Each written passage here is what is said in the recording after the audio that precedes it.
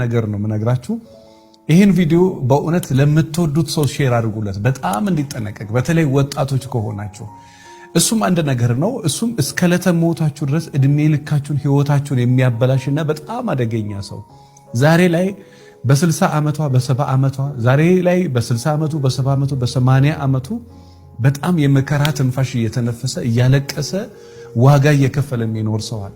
በአንድ ምክንያት ሴት ልጅም ሆና በአንድ ምክንያት ህይወቷ እንዳለ መስቀልቀል ሆና ምን አለ ትላንትና ልብ በኖረኝ፣ ምን አለ ትላንትና ይሄን አውቄ ቢኖር፣ የሚመክረኝ ሰው ኖሮ ቢሆን፣ አባቶቼ ልክ ነበሩ፣ እናቶቼ ልክ ነበሩ እያለች እያለቀሰች የምትኖር ሴት አለ። እሱ ምንድነው?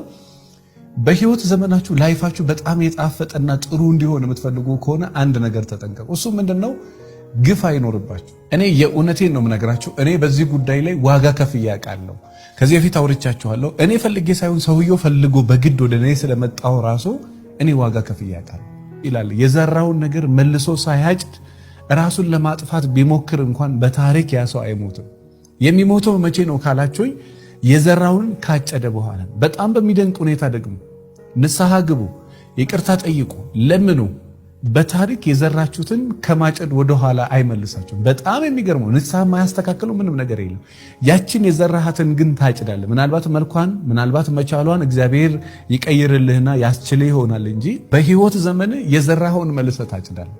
እኔ በጣም ብዙ ሺህ ሰው ህይወቱ ተበላሽቶ ያየሁት በዚህ ጉዳይ ነው። ሴት ሆና የ17 ዓመት የ18 ዓመት የ20 ዓመት የ25 ዓመት የ30 ዓመት ቆንጆ ሆና በጣም በመደነስ በጣም በመጨፈር በጣም በትቢት ምንም አይመጣም፣ እሱ በሄድ ሌላ ወንድ ይመጣል፣ በጣም ቆንጆ ነኝ፣ ሀብታም ነኝ፣ የተሻለ ነገር አለኝ ብላ ብዙ ወንድ አልቅሶባት ዛሬ 2 እና 3 ልጆች አቅፋ ቁጭ ብላ መታለቅስ ሴት አለች።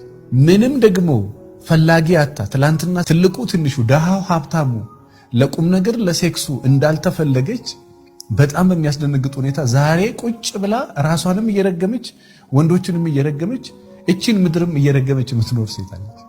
በዛው መጠን ደግሞ ትላንትና ምን አለ መካሪ በኖረኝ፣ በስንት ሴት ህይወት ሲጫወት፣ ስንት ምስኪን ሴት ሳስለቅስ፣ የስንት ሺህ ሴቶች ህይወት ሳመሰቃቀል፣ ምን አለ ትላንትና መካሪ በኖረኝ፣ ትላንትና የሰራሁት ግፍ ነው ዛሬ በነፍሴ የሚጫወተው፣ ልጆቼ ጤናማ ያልሆኑት፣ ኢኮኖሚ ሰላም ያለው፣ እኔ ያልተረጋጋው ትላንትና በሰራሁት ግፍ ነው ብሎ ዛሬ ላይ በጣም በሚሊዮን የሚቆጠር ገንዘብ ይዞ የሚያለቅሱ ወንዶች አሉ። ትልቅ የሆኑ 2 ፀጉር ያበጁ የሚያለቅሱ ሽማግሌዎች አዛውንቶች አሉ። የሚያለቅሱ እናቶች አሮጊቶች አሉ። በጣም በሚደንቃቸው ሁኔታ ምን ባደረጉ ትላንትና በወጣትነታቸው በሰሩት ግፍ።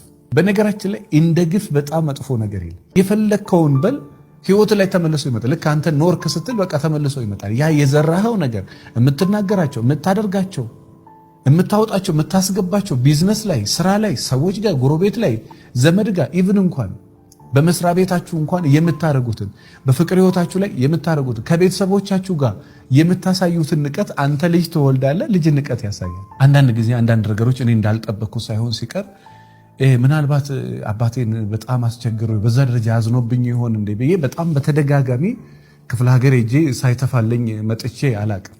ሁሉንም ቀን ምናልባት 1 ዓመት 2 ዓመት 3 ዓመት የተወሰነ 1 4 ዓመት አያስቸግርኩት ይመስለኛልና ምናልባት እንባ ካለብኝ ባክህን ብዬ ትፋለኝ ይላል። በነገራችን ላይ እችን ተጠቀሙባት።